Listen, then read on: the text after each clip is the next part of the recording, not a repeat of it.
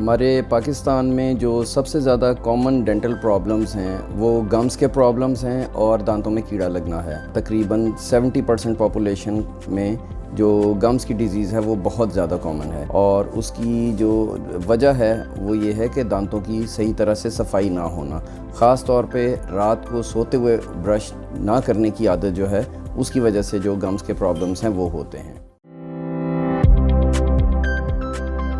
जितने भी आपके डेंटिस्ट हैं उनके पास हर 6 माह बाद लाजमी चेकअप करवाएं, क्योंकि दांतों की बीमारियां जो हैं वो बग़ैर दर्द के बढ़ती हैं। जब तक दर्द होती है वो एक लेट सिम्टम हम उसको बोलते हैं, लेट सिम्टम होता है, तब तक बीमारी काफ़ी ज़्यादा आगे बढ़ चुकी होती है और उसमें अमूमन हमें रूट कैनाल या दूसरे बड़े ट्रीटमेंट्स की तरफ जाना पड़ता है।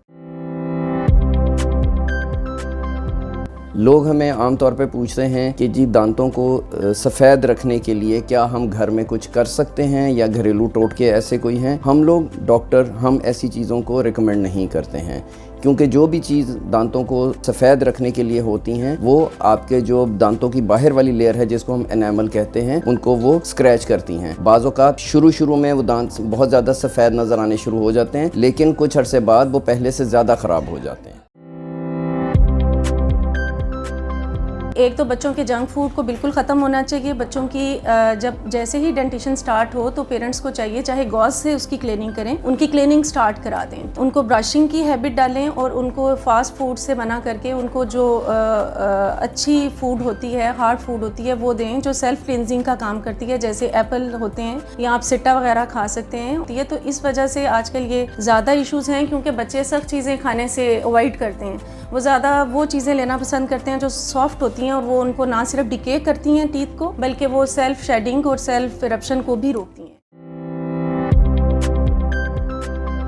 अगर बच्चों के डिसिडवस दांत, दूध के दांत हम टाइम से पहले निकाल दें तो परमानेंट टीथ को आने में बहुत डिफ़िकल्टी होती है, या तो वो इम्पैक्टेड रह जाते हैं या फिर वो मतलब जिस जगह पर उसके आने की ज़रूरत होती है वो उधर नहीं आते हैं, या पैलेटली आ जाते हैं, लिंगुअली आ जाते हैं, बकली आ जाते हैं और बाद में आपको ब्रेसेस की ज़्यादा ज़रूरत पड़ती है। तो हमें दूध के दांतों की हिफाजत भी उतनी ही ज़्यादा ज़रूरी है जितनी हमें परमानेंट टीथ की हमें उसकी हिफाजत करनी चाहिए।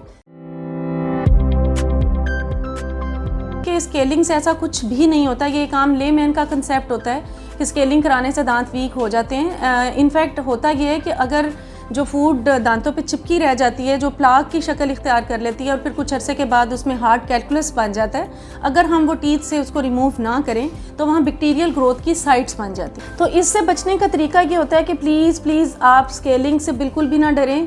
6 से 8 माह के बाद जिन पेशेंट्स को प्रॉब्लम होती है गम्स की, उनको डेफिनेटली स्केलिंग रिक्वायर्ड होती है, उनको डेफिनेटली स्केलिंग की तरफ जाना चाहिए। एक तो आप 2 टाइम्स अ डे ब्रशिंग पर फोकस करें, दूसरा आप डेंटल फ्लॉस को हैबिट बनाएं और इसी तरीके से पानी का इस्तेमाल आप ज़्यादा से ज़्यादा करें। ज़्यादा शुगर इंटेक लेने से परहेज़ करें क्योंकि आजकल के शुगर बिल्कुल भी केमिकल से वो क्लियर नहीं है। और इसी तरह विटामिन डी और कैल्शियम का बाकायदगी से इस्तेमाल करें और अपने डेंटिस्ट को साल में 1 से 2 बार लाजमी चेकअप कराएं। अगर आप अपने मुंह को, अपने ओरल हाइजीन को मेंटेन रखेंगे तो आप लाइफ को एंजॉय कर सकेंगे, आप खाने को एंजॉय कर सकेंगे और आप एक अच्छी हैप्पी लाइफ गुजार सकेंगे। Thank you.